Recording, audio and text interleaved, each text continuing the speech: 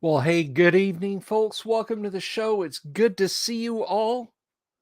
Happy Thursday to you. I hope you're having a great Thursday out there in internet land. So, to you, I say hello over standard TCP/IP. Anyway, we have got a heck of a great show lined up tonight. It's a subject, something I've kind of danced around, sort of mentioned it in talking about recent playthroughs of my home campaign.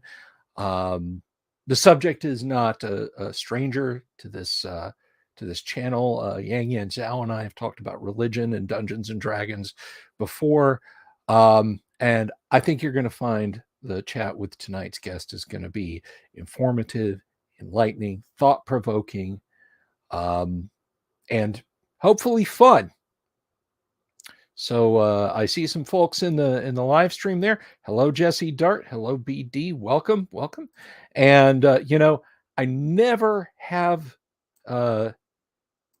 negative news about this, but it's all positive, guys. We are sitting. Oh my gosh, I've lost track. I think it's like we're like 951 or something like that subs right now. 948. It's really, really high. We are really, really, really, really closing in on 1,000 subs. And if you're new to the channel, if you come here from Dungeon Minister's recommendations, or I'm getting swept up in the algorithm and I've joined this Disney world of internet stardom, the reason I mention getting close to 1,000 subs is because when this channel hits 1,000 subs, ladies and gentlemen, we are going to celebrate by having a con. That's right, a virtual convention, the great underground online gaming con.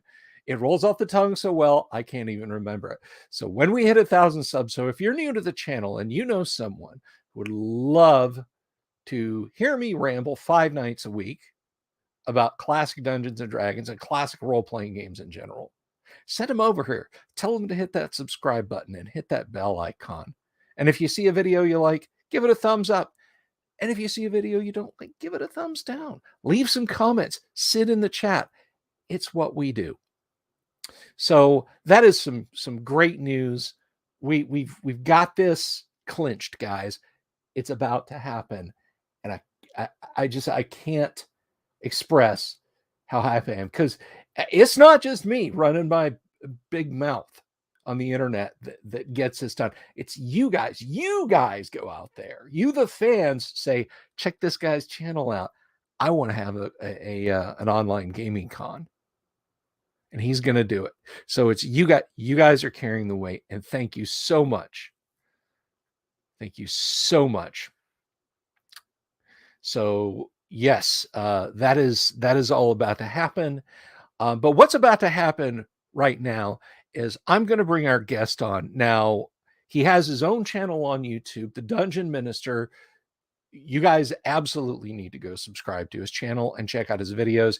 He does ongoing retellings of his adventures, provide some insight and some great DMing advice into gaming.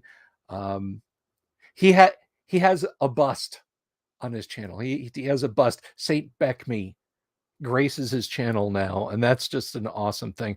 So without further ado, I'd like to welcome tonight's guest, the Dungeon Minister. Good evening, sir. And Saint Beckme, I see, is in attendance also. Saint Beckme is here as well. I told him what was happening. He refused to be left out of it. So, well, I brought him. I'm home tonight because there's a massive storm happening right now in our area, and so I knew I wasn't going to be able to get back to the dungeon where I normally minister, and so he decided to come home with me. Well, it's good to have both of you here. I think a saint's opinion would kind of be good insight into the subject we're gonna dive into this evening. So let me, for our audience's sake, and I think you and I have kind of kicked this idea around, and if not, then this will be fresh news to you. But Dungeons and Dragons is almost unique in role-playing games, in that it has a system of alignment.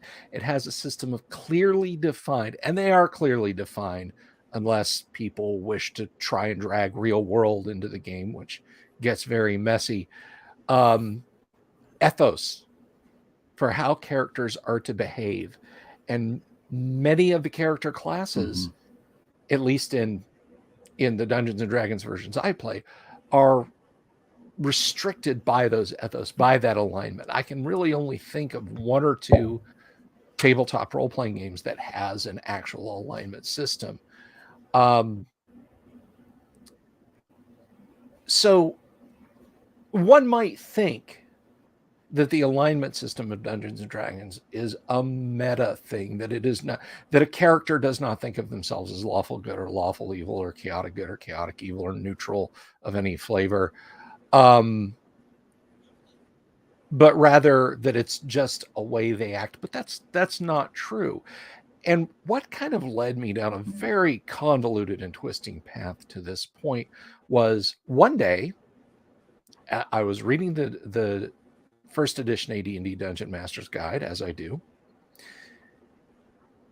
And that's just a book that it's fractal. You know, you never reach an end. You always find another corner to go around. And as I was leafing through the magic items section, I noticed the Helm of Opposite Alignment. And I've read the entry for the Helm of Opposite Alignment probably 1,000 times, maybe more. But then I said, well, wait a second.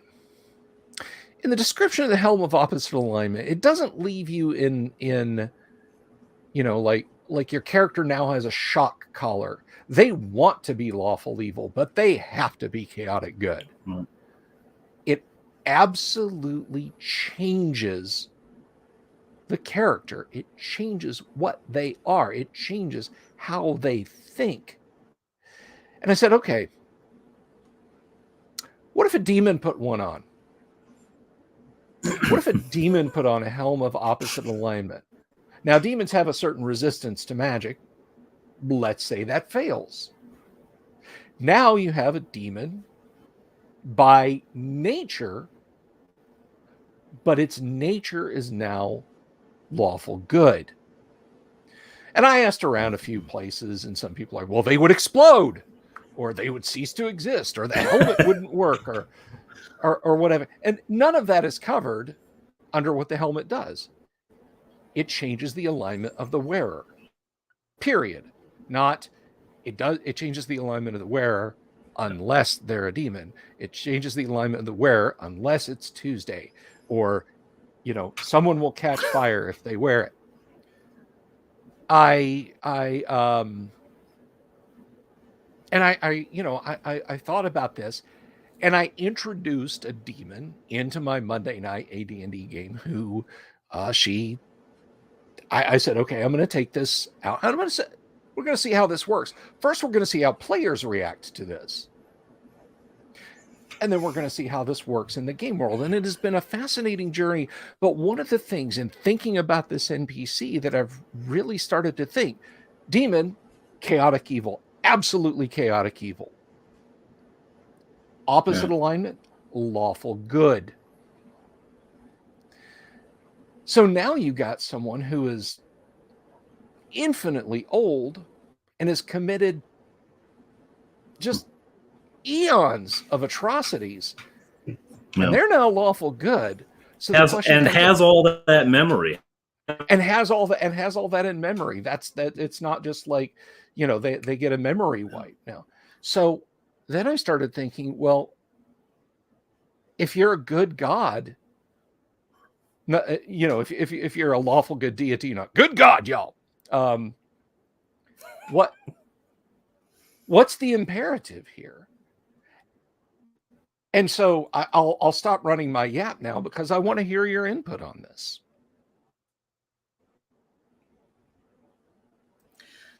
Well, that is actually at the base of it. It's not just it's not just a contentious issue in D&D, it's to be a contentious issue outside of it. I reading a bedtime book to my boys recently, and it's St. Patrick coming and teaching these children. It's a whole, it's just a sort of a thinly disguised catechism. Mm-hmm. One of the things that is made in here is that angels, being beings of pure thought, once they make a decision, that's it. Like, we're subject to our bodies, and so we go back and forth, and we vacillate, and we change our minds. But angels, being pure thought, once they think a thing, once they decide a thing, that's it. And of course, demons are essentially, at least this is in a sort of Christological, Christian perspective, demons would be fallen angels. That's sort of the definition. And so, and this is Tolkien does too, right? The Balrog is a fallen Mire. Once changed, they don't alter back. But then you bring in the Helm of Alignment change, which is external. It's not the demon changing her mind. It's the demon mind being changed.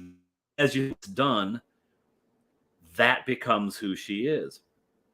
And it holds out this hope, and one where one which I think is probably at the heart of the story of Satan. It holds out the hope that maybe even Satan could repent. And the cataclysmic understanding of what that would mean for the world if evil itself repented. And so you're talking about the demon, and she's had this helmet put on her. And in one sense, I mean, but again, it's eternal. And I was thinking about this from a perspective of salvation. And the salvific move is always one of will, right? It's the choice to repent. The repentance really means to turn around, really, and to get a new mind, to get a new outlook, to find a new direction. But is it salvific if she didn't do it, right? If it was done to her, because it wasn't a choice until after it had been accomplished. Then it's her choice. But it's fascinating to take that unchangeable mind that is, as you say, ancient and rooted in evil, chaotic evil to the very core, and then to change it. It questions what the alignment system is. Is it prescriptive or descriptive? In the pole of good and evil, law and chaos, and although how much freedom is there to move for the individual?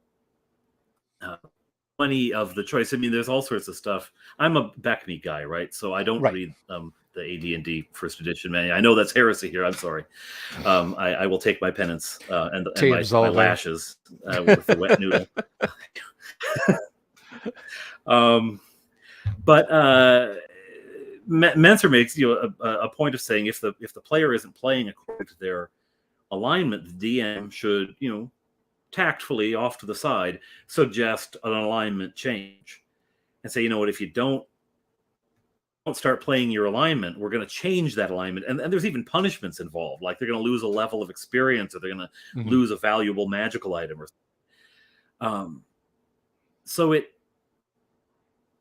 rides this place between prescriptive and descriptive in the game, and part of it feels like it is simply there as a game mechanic, or it started that way. But the implications, once it's in the game, whatever the person who put it in, whatever the rationale putting it in was to begin with, once it's in the game, it's in the game. And it's going to form the world, right? And the ways that ripples out, again, prescriptive or descriptive of a character, it indicates an alignment for the world. The entire universe has an alignment because of the good that's to something. something is saying good and bad, right? Mm-hmm. It's not just like a common consensus. It does fascinating things for the game. Sorry, that was a word salad. No. It was not. It was not. You're absolutely. You can tell that I heavily edit my own videos. Well, I'm all thumbs 6 when it comes to hours, editing, right? which is why I just said, look, you guys are going to get it raw and unfiltered. So,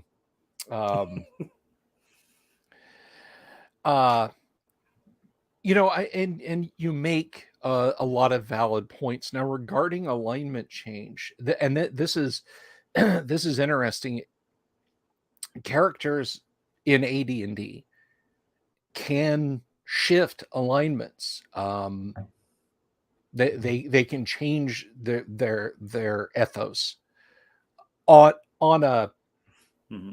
on a scale. You can't say, well, you know, I'm a paladin, I'm a, you know, paragon of lawful good, and well, I just decided to go full, you know, full psycho and murder a village, so I'll be chaotic evil now. It moves on a spectrum.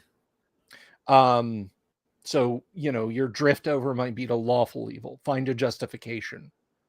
Well, you know, this bunch, they were all heretics. All of them. They were all heretics. So I put them to the sword. And I think, you know, losing any paladin abilities and your horse, you know, your magic war horse, not wanting anything to do with you at that point would be the first indications that maybe you done goofed up. But Something's off the rails there. yeah, exactly. I think maybe we need to go back to formula there, Strongheart. But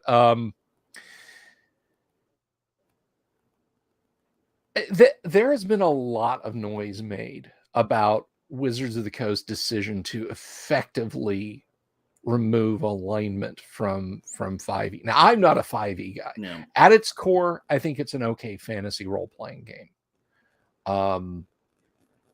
I play tested it, and hopefully some of our inputs made it to the then designers of the game. But now, of course, they've, like all editions, there's been you know, target drift, shall we say. They've sort of and now there's a push to, you know, to avoid offending, I guess, orcs. They well, not, you know, orcs aren't all natural evil, and the extension is, of course, that, you know, kobolds, goblins, ogres, hill giants, trolls, thools, vampires, on down the line. They're not all evil. And I think being kind of hand wavy about it really robs DMs of things like this. I mean, I don't want to break my arm patting myself on the back. And I'm certainly probably not the first person that ever said, oh, I'm going to introduce a obviously evil creature, but the secret is it's really good, to the adventurers and see what they do. But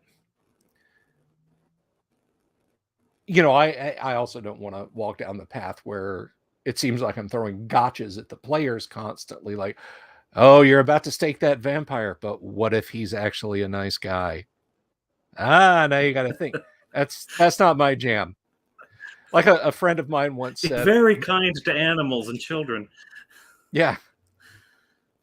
It was like the doctor's office. He gives the kids a lollipop and they get little superhero band-aids on the bites on their neck, and he sends them on their way.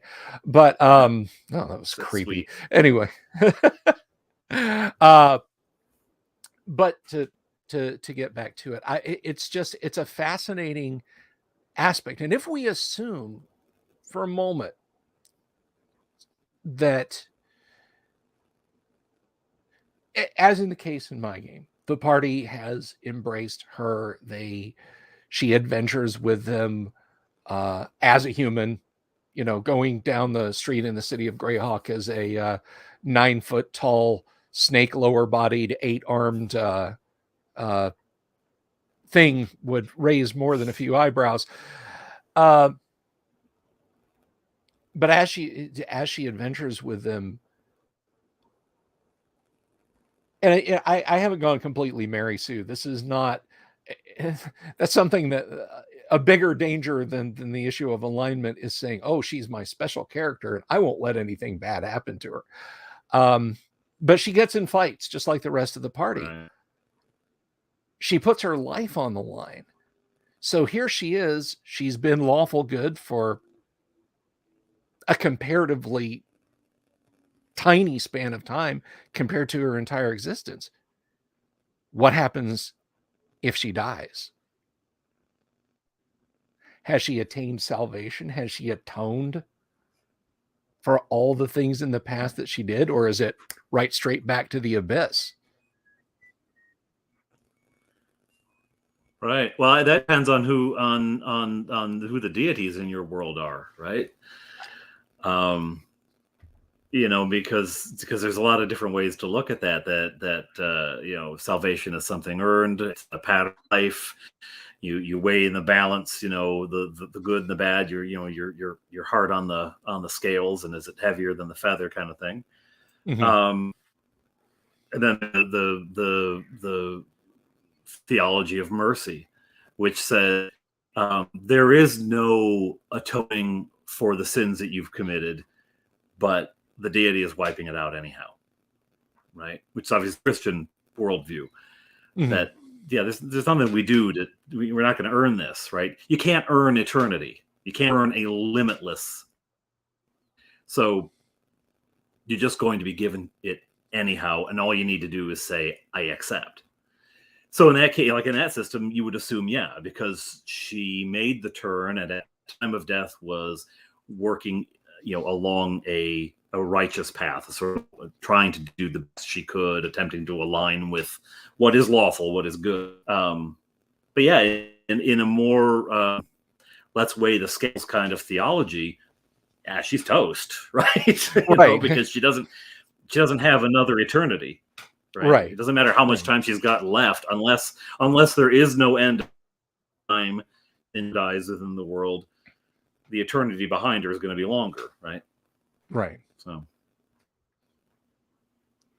that though raises. No, go ahead. I've got a significant lag going on, I think, and that's because my computer is essentially a wristwatch with a keyboard attached, and I'm sort of. Uh-huh. Well, it's working. I was just going to say, Doomsword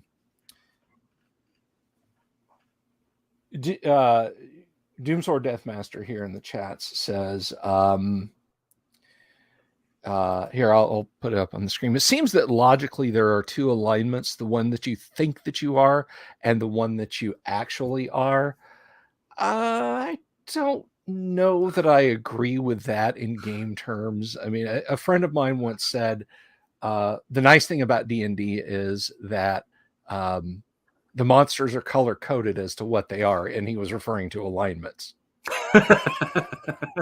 You know which ones to put a sword into because they have the label on them, evil. But I think that comes back to a more interesting variant of this. And I put this question to you. You run D&D games. I run D&D games. I kind of know what my answer to this is, but I want to know what your answer to this is. And that is, would it no, just cut that off.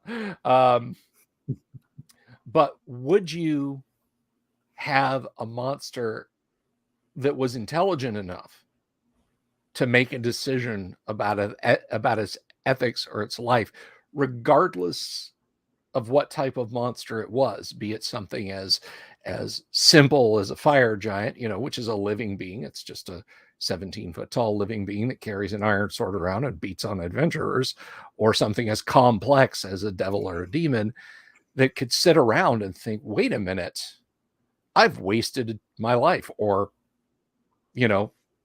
the life of the universe up till now. I'm making a change of heart. Is that something you would do? Magical items out of the picture. Magical items out of the picture.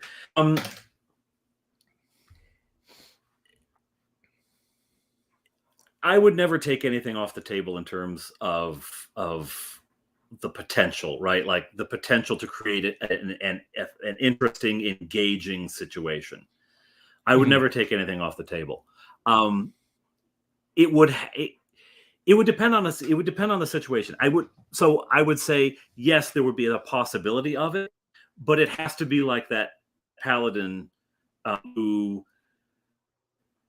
is pushed, right? And I was talking about example, and shifting to more of a lawful evil, and that what makes that happen in a person in real life. They're pushed to a place where they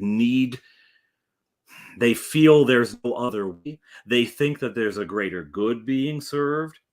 I mean, you can list off any horrible person from our history, and I won't bring up the internet's go-to bad guy, but they all thought they were doing it for the right reason, right? And so you could have someone who fell into evil because they thought it was from the greater good, and you probably then could have someone chaotic evil who falls into good on the beginning notion that this will be better for me, right? If I if I behave this way, it's going to work out for me. And then having taken that step and behaving in a way that is, chaotic good, say, or even neutral, having take a step away from the absolute of evil and living in it long enough, does that begin to lay down patterns of habit, right? Does that begin to lay down a sort of, well, this is now how I'm behaving, and it becomes what starts as a ruse becomes a habit, becomes their right, because they now live, and we see this happen with people all the time, right? Sure. I mean, I was an atheist. I was an atheist. I walked into a church and just started going because it was pretty, right? I mean, it happens. So I would think that would be the kind of thing that would be possible. I've got a character that's actually somewhere on that arc. There was the drunken Knoll, who my party came across they didn't come across it. They hunted it down, nest of gnolls, and they're going through slaughtering them, right, left, and center. And most of the gnolls died deservedly horrible deaths, because they're horrible creatures. They came across one of them who was just drunk, just blitzed, and they decided, well, this guy, being lawful themselves, this guy's can't go killing a guy who's this helpless. We just can't. So let him live. And they actually got a lot of information out of him because he's drunk. He started talking, right? And they come across him later. He's soaked up, and he's just afraid at this point. So he's not doing anything to him. He's not going to react against them. He's just afraid. But it's begun the process in him of not immediately seeking to lash out. Now he's doing it for his own safety, right? He's not a good guy. He's not, right. Lawful, because we're Beckme, so we only have. Although we've kind of imported the evil as well, but it's the beginning of it. And if that kept up, would it have the possibility to begin to change? And would he then, in the, I don't know what the monster manual version of this would be. Would he lose a hit dice? No, because lose a level of experience. Well, monsters don't have experience; they've got hit dice. So does he lose a hit dice? Does he have some other thing that changes enough that he pays for? It's a painful process. The process of this conversion is painful.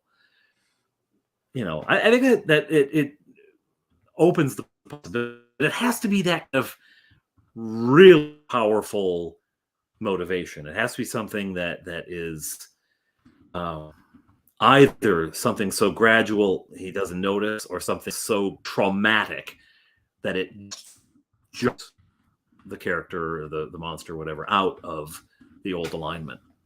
because man, that is one of the things, the color coded is the perfect way to put it. That's one of the things about the game that's why it's escapism, right? I mean, I've got enough of dealing with what was that person's motivation. What did she mean when she said that? Like with people, I don't need to be thinking about that with Knowles, right? Right.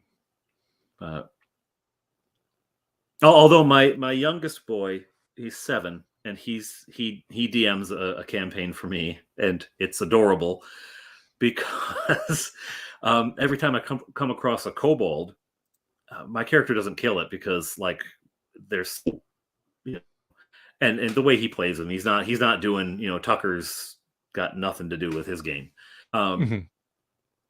Across him and just intimidates them, and then they give up. So now he's got 2 kobolds to go around with him. They're bossy. It's but he loved a lot and he didn't want me to kill him, so I didn't. I think when my oldest daughter was about that age, she ran a, how should I say, fairly linear D&D game for me. She ran the game, and it was the most adorable thing because I was told that my character did not kill the ogre, that the ogre just wanted everybody to be friends. And that, what I just said, was about the length of the game she ran, but she was insistent that she get to run it. And I rolled up a character and I sat there and I had my dice ready, and I was ready for anything. And she said that and a few extraneous details about the village, and that was the adventure. And it was one of the more satisfying D&D games I've played in. But yeah, I think there's an interesting concept, and it's well encapsulated in the phrase, what you think is what you do, and what you do is what you become, and what you become is what you are. And it was explored. Have you ever read the work by Vonnegut? And I'll put this question out to anyone in the audience, to Mother Night. Mother Night, no. Mother Night. Okay. So in Mother Night, and there is a film version of it, starring Nick Nolte. An American, a very patriotic American, wants to serve his country, has a German background, and they say, okay, we're going to send you into Germany. You're going to say you're an expat who is living in France and you decided to move to Germany. This is on the eve of the Second World War. You're going to pass us coded information through anti-American radio messages. You're going to become the most violent member of the German Socialist Workers' Party. I have to watch the YouTubes, you see, I'm sure you and everyone else know what I'm talking about. You're just, as long as you're encoding those messages, and this is top secret. This is myself in this office, I know this, and I pass this information on to the OSS and everyone else. We have cutouts. They don't know my sources. So if Washington, D.C. is somehow compromised by German spies, they won't know it. So he goes over there and he starts making his broadcasts, and he starts putting code phrases in and everything. Meanwhile, in the United States, his handler, who's the only one that knows he's there, dies. And by the end of the war, he's been, almost 5 years. He has marinated himself in this mindset, and the war ends, and it's a few years later that he's actually arrested by Mossad, and there's no evidence of what he did, and he protests his innocence up until the very end. And it's a fairly grim ending, like with many of Vonnegut's works. They accidentally leave him in his cell with his bed sheets unguarded, and again, YouTube, and I can't really go into what happens next. Right. But he has that discussion with himself. What was I in the end? What was I really in the end? Right. Nothing that he did that he thought was going to be for the greater good ended up doing any good at all, and he ended up actually doing evil, just by the nature of his broadcasts. Exactly so. And so the flip side, the not grim and dark end of that is, with a common monster, a gnoll, that behaves itself as long as it can, and if nothing else, to stop from being strung up by the party, or worse, starts to lean that way. And I think you do have a great opportunity to say, this is Chumley, the chaotic neutral gnoll. Not chaotic evil. Yeah. Chaotic neutral. Trust us. He smells like a wet dog constantly. He eats carrion, but he's really not a bad guy. Yeah. And I think that's absolutely that's an avenue. I think that's open. Now let's take Chumley into consideration. He lives a long for a gnoll and happy again for a gnoll life with a party of adventurers, but bites the dust well on down the line. It's kind of anecdotal at that point, because let's face it, nobody's going to really say, I can't wait till we get to the afterlife and we can see Chumley again in eternity. But does he go to hell to sit in front of Maglubiet's throne and explain what he spent the last 5 years of his life doing? Or is he redeemed? Right. All fine questions. Right. Yeah, well, and partly the use of this kind of thing, because that alignment exists for a reason. It does give a grid work and a sense of what is beyond the visible, right? It gives a sense of what forces may have created the world, right? Although, I mean, certainly in Beckman, none of the deities aren't named. They're very much hushed up. Don't talk about them. It's like one long Thanksgiving dinner, just don't talk about religion. Yeah. Your Uncle Steve married a Catholic, so we can't talk about it. But or as the family, so that exists for a reason. You don't. The Antichrist, yes, that woman, yeah, that woman.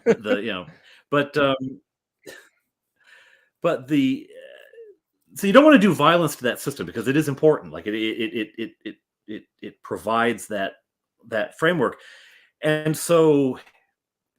But I think when you use those one-off kind of cases, it actually ends up strengthening the alignment system because of its rarity. To say here's a gnoll who's decided to quit being such a jerk. He's decided that he's no longer going to randomly kill people, or here's a demon, and here's a demon who is now lawful good, and it's just a total 180, and is now actively working to atone for those ages and ages. That, by the fact that it's so astonishing, I think actually supports the alignment system, because it is a one-off, because it's a rare thing, because it isn't like those gnolls are just misunderstood. They just don't have the resources and the access to proper funding. No, they would kill you if you gave them the proper funding. They'd take it and they'd use it to buy weapons, with which they would kill you. Yes. They build a soccer pitch and then hang you from the goals. Yeah, this is precisely. Community center would be where they plan their next, assault from, because this isn't the real world. And there's another thing about it, and I get. So this is a game, right? We play the game, right? And play is not frivolous at all. play is extraordinarily serious, at least the way kids do it. And I watch my kids play, and their play is deadly serious. If they play, they play, the Rohirrim. They're going to be the riders of Rohan, right?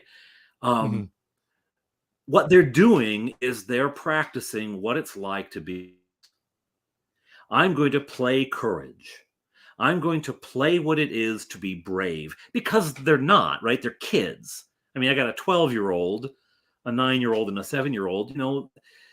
There's still some, at least with the 7-year-old, there's still some nervousness about the dark and what's under the bed, right? Sure. And so they play at these things, just like you said, what you think becomes what you do becomes what I can't remember but they're laying down the patterns for this is what being courageous feels like, and that someday they'll have the opportunity to be courageous, or playing doctor. This is what it's like to care for another person. Their needs, is the most important thing in the room, or this is what it's like to play, to be a teacher, when to play school, and this is what it is like to impart knowledge and to help other people learn, so that when they come across actual situations, I mean, I doubt they're ever going to have to ride horses down an enormous hill to sweep away orcs from a city, but it might happen. Yeah. When we play the game and play this very clean, black and white with just that neutral gray in there for interest, right? When we play this aligned world, it helps us tune ourselves to, there is a good and there is a bad, there is an evil, and I want to choose what is good, right? And even facing the world, which does have all sorts of shades of gray, and now I'm doing it with this moral compass. I'm doing it with this. I have a sense of what is wrong. I think we can ever stop playing that way. I don't think we can ever stop. That's what makes this game more than a trivial rolling of dice, right? I played chess with my son earlier this evening. My eldest, he wanted to play chess, and he beat me for the first time. And there was no morality to his game, right? Like, it wasn't that the black king was the white king was. That's why that team won. There wasn't any morality. It's just a game. And if you play poker, it's just a game. If you shoot craps, it's just a game. There's just random chance, and that's what happens. You play Monopoly, it's just random chance. But this has the role-playing element, and so it gives us the opportunity to make it more than, it's not random chance. We have the opportunity to make it an art. We have the opportunity to make it something that conveys part of the human experience, part of the depth and the richness of our lives. And so that's why there's people in their 50s, 60s, 70s still playing this game, because it communicates something true. It's something deep and real. So the fact that the world is shades of gray, we want to approach those shades of gray with our own moral compass intact. And I think that the alignment thing is one of those things. Just like, what is it like to go and walk into the dragon's den? I mean, we all read The Hobbit, right? And we read it thinking Bilbo is little. I mean, I was pretty young when I read it, and I'm little. Same. He's little. I don't know if I'd walk in there, but it gives you the opportunity to imagine yourself in that situation and align bits of your own personality to it.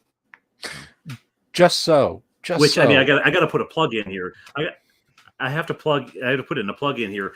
That's what the liturgy is, right? Like, play that we say, let's say that for the next hour we're in the throne room of God. That's where we are, and we'll behave that way now, so that when we leave here, maybe we'll behave a bit more like it. Right? We're going to try to live this in our world. And so we're going to play at it because we're not there yet. We're going to play at it, in preparation. Sure. Sorry. End of sermon. No, that's okay. No, that's why I asked you to have this discussion with us, because this is the kind of insight I think that I feel, and trust me, I'm not calling out anybody in our audience or anything anyone has discussed on the Discord server. But I see so many times discussions of alignment. They make this scratch in the record skip to real world politics and real world social mores, and it's very unsubtle, and it is almost always contentious.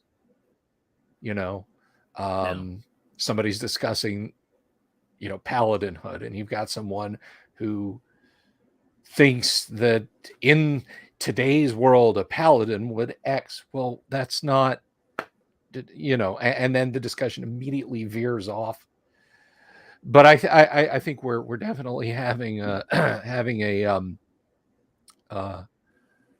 the kind of discussion of alignment and salvation and so on that is a bit more considered, and I appreciate that. One of the books that this is just my 2 cents here. I hope you've read it. If not, do. But I think all serious players of Dungeons and Dragons should read is 3 Hearts and 3 Lines by Poul Anderson. It was one of Gary's favorites. Now, a lot of people say, well, Gary took alignment from Michael Moorcock's Elric stories and Corum and the Champion Eternal, because law, chaos, and neutrality. Not so. Gary's primary inspiration of alignment was from 3 Hearts and 3 Lions. A 20th century man finds himself in 12th century Europe, but a fantasy 12th century Europe, in the fairy story, The Matter of France. And the two aligned forces in 12th century Central Europe are the forces of fairy and the forces of Christendom. And when I say fairy, I'm not talking about the Tolkien's elves. I'm talking about black-hearted, mischievous creatures that want to sweep away mankind. If they find a lone person on the road, it will start with embarrassing and painful pranks. But by the time the sun has gone down, that person is very dead. And they like it. Right. But Holger, the book is not just where alignment came from, it's where the paladin class of Dungeons and Dragons came from. And Holger, as he adapts, it's the Connecticut Yankee King Arthur's court kind of sense for him. Right. There's a couple of instances when he realizes, I really am a holy warrior. People pay attention to what I say and do. They think that I can lay on hands and heal them, and oh my gosh, that works. But there's a couple of times when he becomes there's a girl who accompanies him through the book. He becomes jealous of her interactions with another male character and goes off to check fish traps and is cursing up a storm. And the Fae are able to set upon him because he temporarily lost his goodness. He had just a little blip in his alignment, and it was enough for a creature to assail him. And it happens a few times, and he realizes, I really have to walk the straight and narrow. Being a Christian here isn't just saying, wearing a John 3:16 t-shirt and having a little fish tattoo on your wrist. It is an actual, tangible, physical manifestation of survival in this world. It is a fascinating book. Definitely read it if you haven't. But I always like to point to that when people are like, well, how is a paladin supposed to act? Let me read you a few passages of this. Let me help you out in case you're curious about, what to do. Right. Yeah, the absolute all-in commitment, the 24/7, 100%. there isn't room. There's no room for quarter for evil, not even in the smallest bit. Yes. Exactly. So it's C.S. Lewis. C.S. Lewis was talking about temptation and saying in Screw Tape Letters, which is a brilliant book. He's talking to his Screw Tape to his nephew, and he says, you're looking to make him commit a big sin, murder or something, but cards are as good as murder if cards will do the trick. If you can get him to be spiral small, that's fine. You don't need to do the spectacular stuff. You just need to do the small stuff, right? Mm-hmm. Just so. Some comments on Three Hearts and Three Lions. The Swan May, Nixies, and Trolls, true trolls. Yes, they come straight from Three Hearts and Three Lions. We have yes, Mar, less susceptibility to cold iron. I've long considered D&D elves to be more Andersonian than Tolkien. Sure. I mean, Gary was always very, I think, not to wander too far afield, but I think Gary knew he had to be kind of sly about Tolkien stuff because one of TSR's first steps out of the gate was getting a cease and desist from the Tolkien estate. They published, Dungeons and Dragons had Balrogs and Hobbits and Ents. Oh my. Yeah. And the Tolkien now they're estates, Treants. They're Treants now, which is totally different. Yeah, it's completely different. Intelligent, slow-moving, long-lived, kindly tree people. Not Ents at all. I do think it's funny, and I mentioned this before. There's two instances, Balrogs and Ents. Well, three instances, Balrogs, Ents, and Hobbits, that are taken out of original D&D, but they never corrected any of the other OD&D books. So supplement 1, 2, 3, 4 all refer to Balrogs, Hobbits, and Ents. So it's like they kind of, did you clean up your room, kids? Yes. They made up the bed and shoved the toys under it. The bit you can see from the hallway. The bit you can see from that. Mom walks up the stairs, kind of looks around the corner, and turns around and walks down. Well, I guess they cleaned it up. So that was TSR getting away with keeping the Balrogs, Ents, and Hobbits in that. But no, I definitely think Gary was trying to be a little bit sly about it. But you can't get away from the fact that the AD&D Ranger is Aragorn. He is. I mean,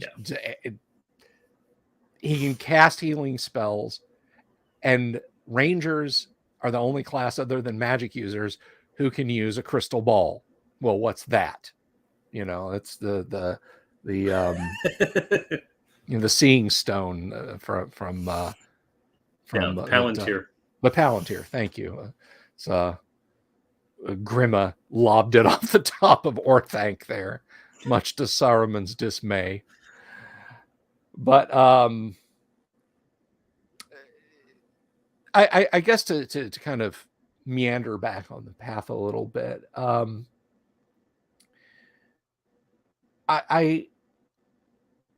I feel like, this is my opinion, and I want your opinion too. I'm not laying this down as law. I feel like even with as great an evil as a demon princess, there is hope of redemption, because depending on your game, I mean, if you're playing a game where that's just not a thing, or maybe you go with more of like a Buddhist, it's okay, she'll have to go through a lot of reincarnations, but eventually she'll get there. But if you're going with a kind of a Western European, a Christian-like approach, at least with one deity in your pantheon, or Judeo-Christian, I should say, then you have to leave the door open for some redemption, wouldn't you think? Just some chance of redemption. Because if you're like, look, I know you put on the helmet and you had to basically hide out for a few millennia before you could make good your escape, and now you're doing everything to make it right. Sorry, back to the abyss with you.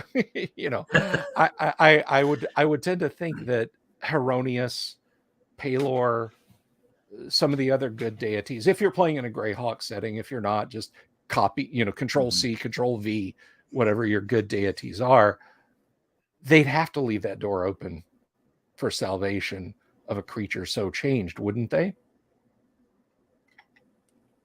I think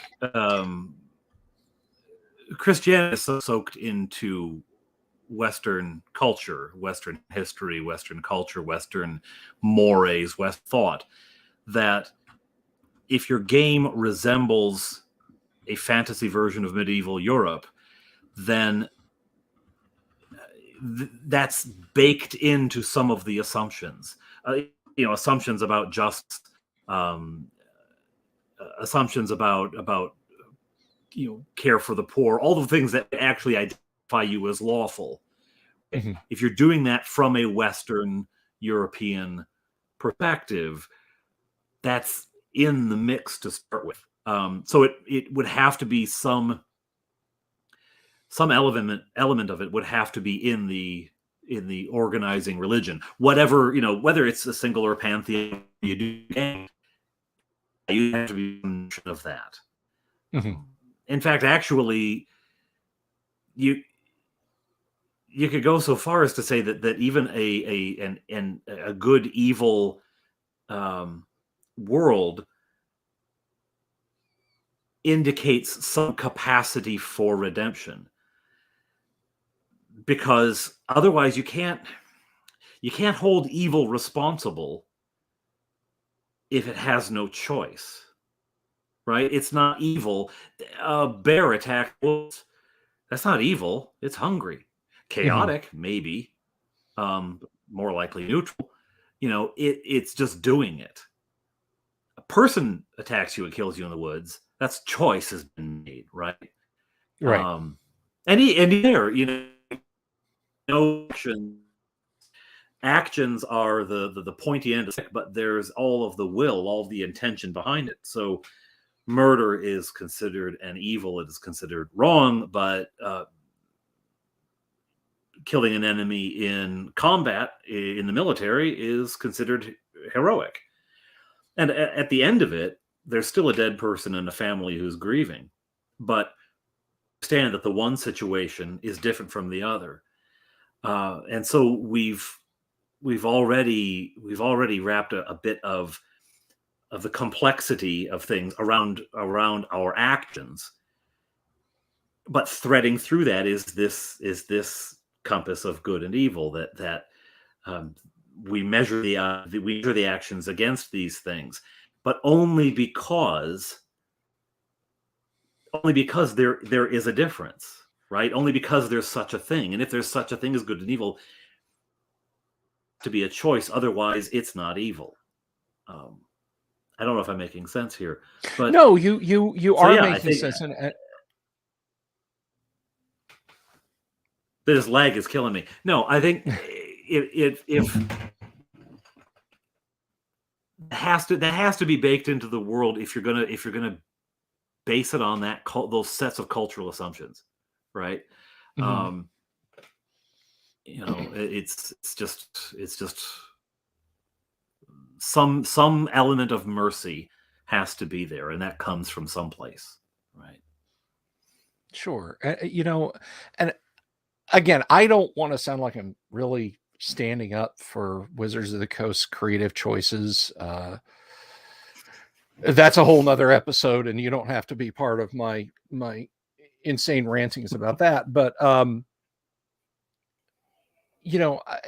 lot of the ire, and I include myself in those who are so ired about Wizards of the Coast. You have to remember in Vault of the Drow, it's an entire city of dark elves, so all ineffably evil. Not so.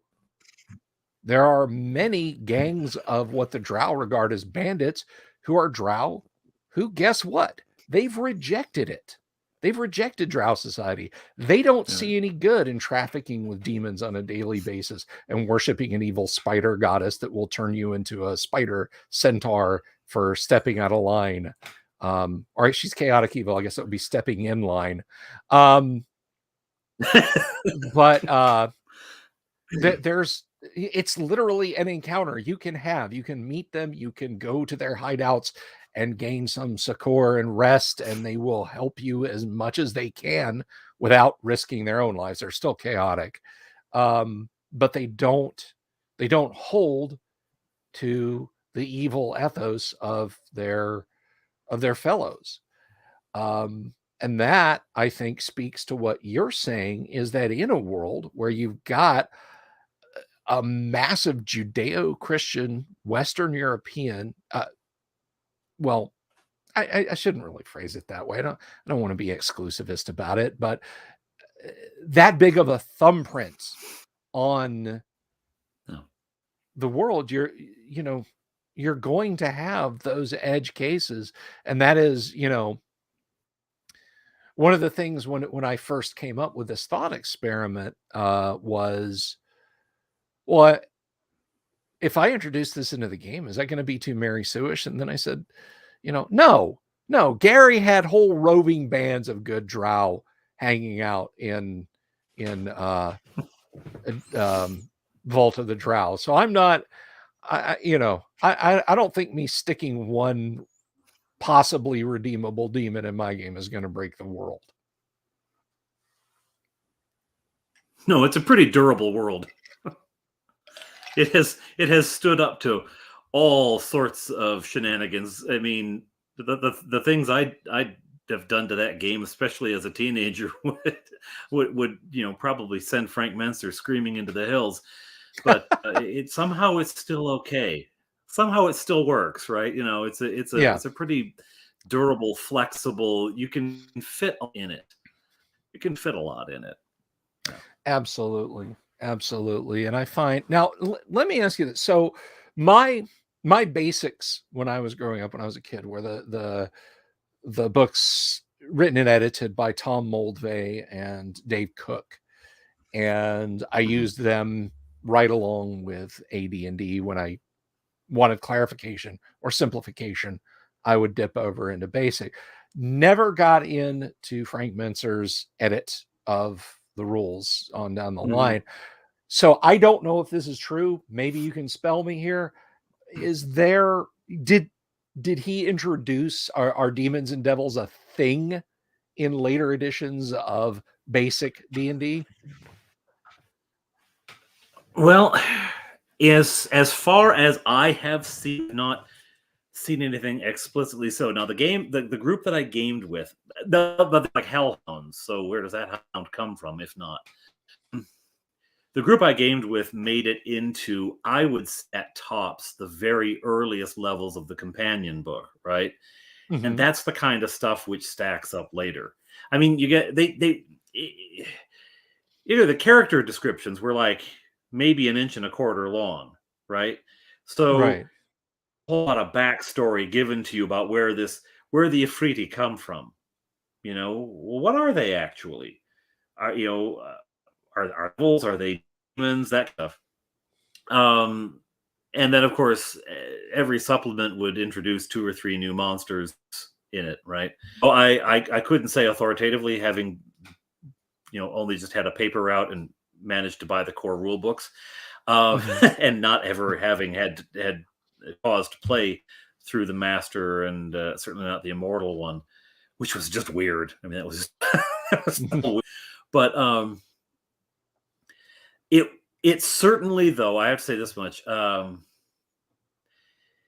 it certainly felt like they were done being over the coals in the panic, and they were just like, no, not doing it, and didn't want to touch a lot of the things that are more out there. I mean, I look, my eldest son, he plays 5e because that's what they play down to the local, the friendly local game store, right? Sure. And he's got some of the books, and the things in there now are they're nightmare inducing, right? It's just all spikes and several Yeah, eyes, and just that started it's with third edition. The it's spikes everywhere. Dungeon punk. yeah, it's just put more spikes on it. How do they mate? I don't know. When one spike loves Painful another event. spike very, very much. The Spike is a term for an Anglo-Catholic, an Anglican who is very Catholic in practice, and I consider myself a rather nosebleed high spike, so that's funny. No, the it did seem toned down. I don't have a memory of, and I will admit my ignorance here. I don't have a memory though. This is a demon. This is a devil. There were certainly things that carry a certain whiff of sulfur with them. Mhm. Hellhound, the Freety, those things, that did have a certain around the edge danger to them that suggested a whiff of hell. Yeah. Sure. So Sure. I mean, they had the same kind of, and of course the alignment system was different too. It was just lawful, neutral, chaotic. They didn't have the good evil dichotomy. Right. So it was a much simpler linear sort of where are you on the spectrum. Yeah. Yeah. It definitely well, and it hews a lot back to the three original D&D books, which is there's a whole history lesson. We could be here till dawn going down that road and talking about the whys and the wherefores of two separate D&Ds in existence at the same time. But Jesse Yeah. Dart mentions in the chat here, I guess this is in reference to my question. They were introduced, I think, in the Immortals set of Beckme, which would make sense. I mean, demons and immortal. Yeah. So Right. now right. we have the answer. Now you got it. But Thank you, Jesse. Thank you very much, Jesse. So ultimately, I think if you're going to do something like that, regardless of whether, again, something from as simple as a kobold all the way up to a demon prince or princess, I'm of the opinion, go for it. It's not going to break your game to have this experiment. I would give the caveat to players, try to avoid real world comparisons. Don't put the brakes on your games. I say players, dungeon masters, don't put the brakes on the game to start dragging in a bunch of what you think are apropos historical examples, because that may just lead your players to want to kill the NPC that's changed alignment that much quicker. Yeah. But you go ahead. You go ahead. What was your thought there? I was just laughing at what you were saying, but I think the whole part of what I have found this time around, because it was 30 years ago last time games, and then I lugged the books around for several years and then stupidly sold them on eBay. So somebody in Germany has my books. Sorry about the place where I bled on it. I had a paper cut and it just wouldn't stop. Is there a story here? Just a paper cut. Okay. Just paper cut. Just paper cut. No, what I think is so valuable about the game, as a cultural force, as a piece of living, breathing art, right? That changes every time you interact with it, that grows as you engage with it, is the really intentional wrestling between good and evil, is the exploration of the consequences of actions, the possibilities of heroism changing the course of the world for the better, and I have felt that the modern church, 20th century church, has run away from so much. Like, we're not going to talk about evil. We don't want to talk about sin. People don't like being told about sin, right? Mhm. It's like if you had a doctor who diagnoses you with cancer but doesn't tell you because no one likes to hear about cancer, right? Like, awful doctor. And so, and I think Panic was about, right? It's like, they just had lost the language to talk about evil in any way that was serious and mature.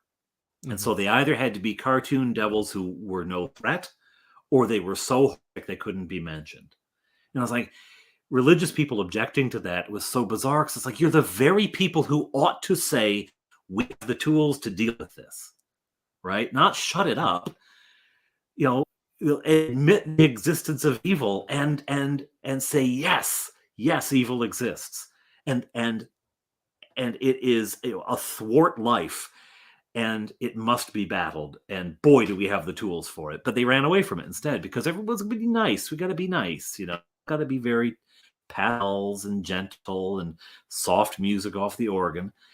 I think the beauty of the D&D universe is its full-throated engagement with questions of good and evil, and giving you tools, like, literally, here you go, go fight evil, right?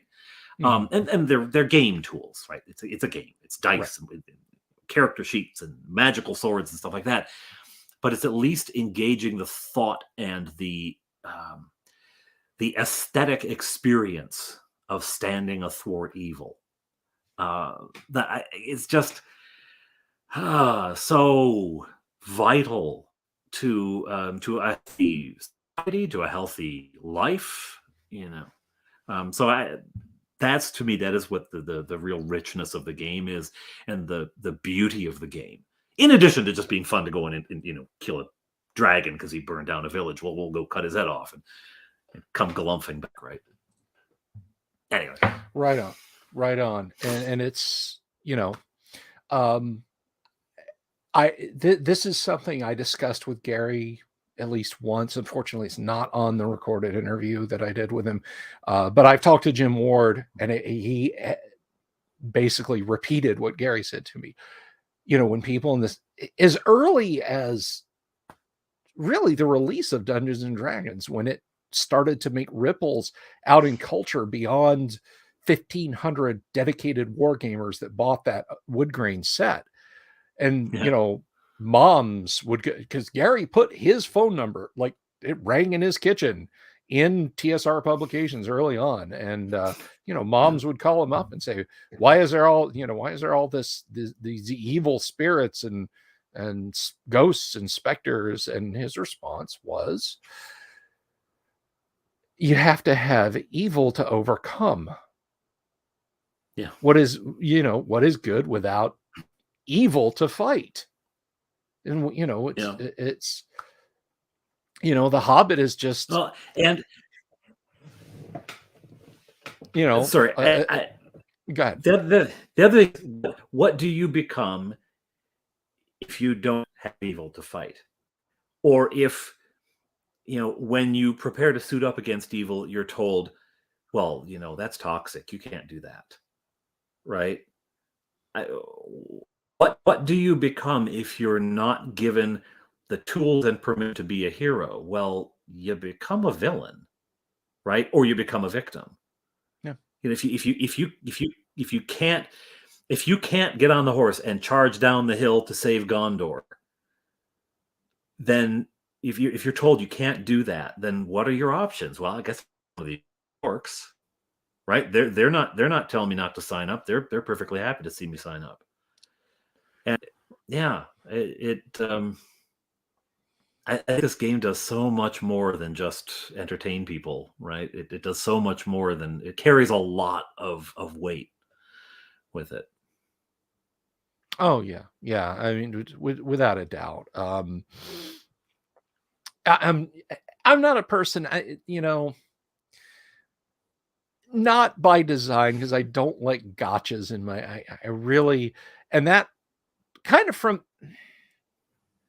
kind of from the outset, I didn't want what began this whole road we've been traveling down to be a gotcha to my players. They would make a decision and that would be it. And it wouldn't be, you know, the only gotcha aspect was when they, you know, the woman in question who the demon princess changed her alignment.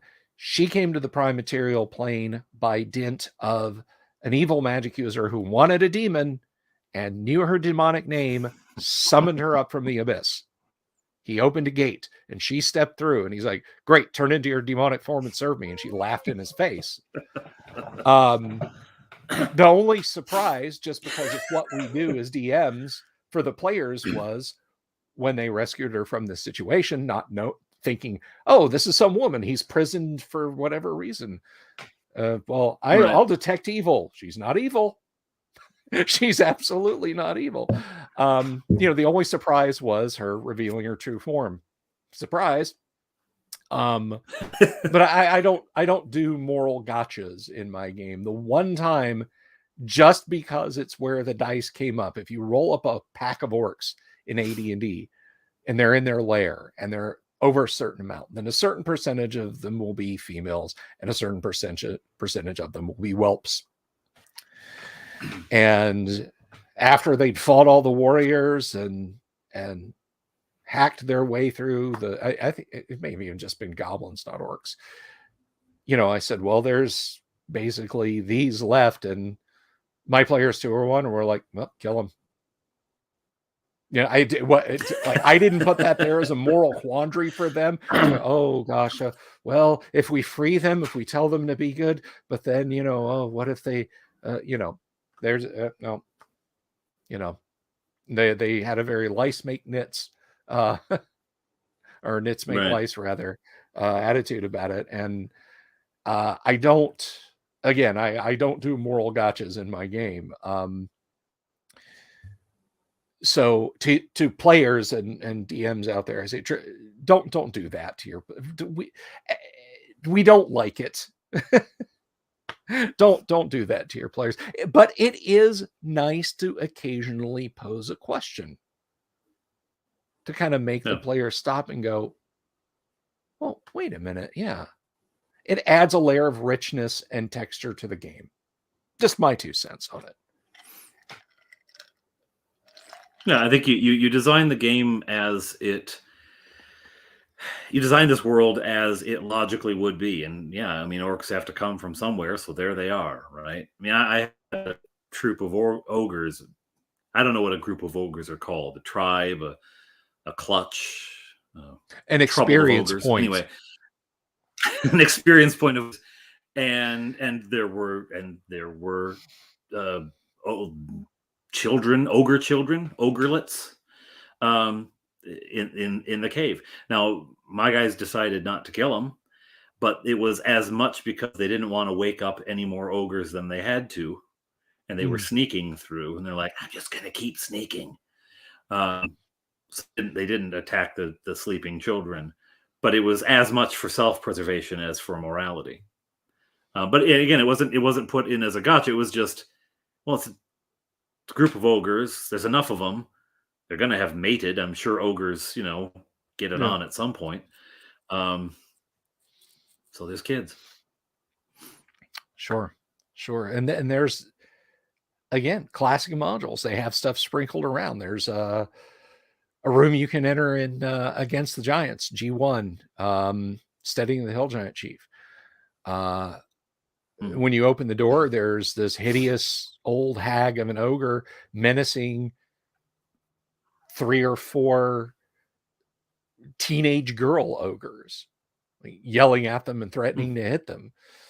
I mean, or not ogres, I'm sorry, hill giants, So do you just cut through the room like a weed whacker through the couch grass, or off her and let them go? Or, it's up to it's up to your players, and you don't have to play it like some, we're going to put the brakes on and hem and haw over what to do over this. But Or I will scold you after you make your decision. Yeah, exactly. Exactly. Oh, no, the paladin tries to lay on hands later and can't. I wonder why. What could be coming back to haunt you? Right. Right. But Corian says experience points spring from the ground fully formed. They spawn from mushrooms. Orcs in 40K are spores. Yes, that is true. In 40K, well, 40K is not a game of moral quandaries. Everyone is bad. Everyone in Warhammer 40K is bad. Slaughter everybody. Humanity is bad. The Tower bad. Elves are bad. Orcs are bad. Necrons are bad. Necrons, just the name should tell you they're bad. It's not like, hey, a ship full of Necrons is hailing us. Necrons, I bet they're nice guys. Let's bring them over. Have them over for tea. Have them over for tea. The T, of course, standing for termination. But yeah, 40K is an easy game to play because there is no moral compass. Everyone is evil, and I will do not at me that the Imperium of Man is good, because, buddy, you ain't been reading the lore if you think that. But man, I have almost zero knowledge of that game. I have almost zero knowledge of it, but I have heard enough to know that Imperium is a contentious issue. Well, between DM James and a couple other people, yeah. The Emperor of Mankind, whose mind keeps chaos at bay and makes faster than light travel possible, is, in D&D terms, he would be a lich or even a demi-lich. To keep him alive in his permanent state of undeath, he has to eat the souls of 1,000 people a day. They just randomly cull folks from around the Empire who have a little bit of psychic power and ship them to Earth so he can suck them dry and annihilate them. And those are the alleged good guys. Nice guy. So, yeah. Lovely nice guy, the Emperor of Mankind. But again, everybody else is equally bad, just in a different way. So, right. Well, we've definitely drifted if we're talking about 40K at this point. So is there anything, are there any points about this? Any touchstones you wanted to hit on? Oh, golly. I probably either blurted them out already or have forgotten them so thoroughly that I won't remember them in about 13 seconds after the stream ends. So, no, you know what? I think the beauty of the alignment system, I've already said this in another way, I suspect, is that it first of all, it hints at what is behind everything. It gives a sense of up and down, right? It holds the players accountable to their characters, in a sense. And even if it is nothing other than a game mechanic, which I don't think it is, but even if it is nothing other than a game mechanic, it sure is a fun one. It sure is a fun one. It really, really is. And hey, don't worry about those questions you think to ask 13 seconds after the show's. That's just more material for the next time you're on the show. Yeah. All right. Excellent. So, I do thank you for coming on tonight. It has been a stone groove having you here. Now, you are very simply the Dungeon Minister on YouTube. Guys, go subscribe to his channel, please. You folks have been like really, really upping the ante and getting me closer to actually having to do something about this great underground online gaming convention that I've been pitching for a while. So show the Dungeon Minister some love. He's got a fantastic channel. Subscribe to that. I know I am. I watch the videos. Why aren't you? The hell is wrong with you people? Subscribe to the man's channel.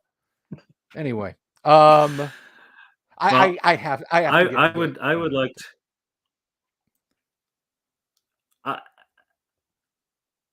I would like to say thank you first of all for having me on. This is it's a little bit like you're good on on the Carson show, and I'm dating myself by saying that, but it's fabulous, but primarily because, as I said on a video a couple days ago, this has been, since I found this,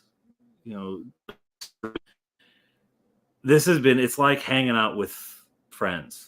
It's like a place where I can check in. I can pay as much attention or not as I have to pay at the time. I'm painting minis, or I'm doing dishes, or what.